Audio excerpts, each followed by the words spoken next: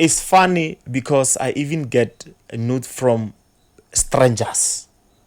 As soon as I know there's a lady be like, who, Chomi, look at that guy every single day. Yeah. And even beside walking out, when I open my DMs, when I open on Facebook, on Instagram, on Twitter, when I check my things, I mean, there's no begging a fella if kissing a naughty or a denote more demons. I go, hi, where are you staying? Are you married? Do you have a girlfriend? So it's to look at right. So you also get nudes, like randomly fella. You open your DMs and wala kasha, here's the nude. It's funny because I even get a note from strangers.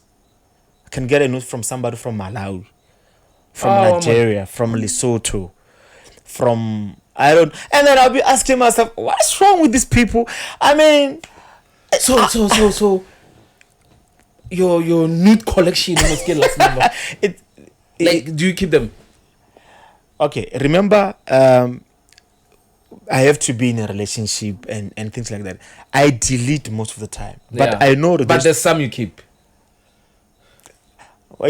As a man, sometimes I can be in trouble. My mom, I know she'll be watching this one day, or my cousins, my elders, and whatnot.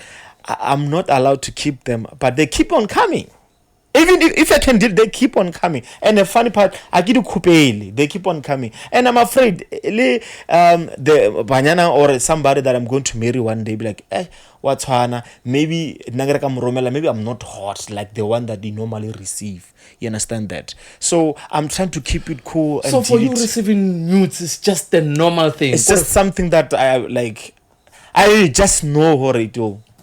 Lindsay, I guess sometimes maybe you posted something on Facebook or on Twitter or Instagram, just on in the morning, waking up and going to prepare to go to work, and I'll be like, "Are you kidding me?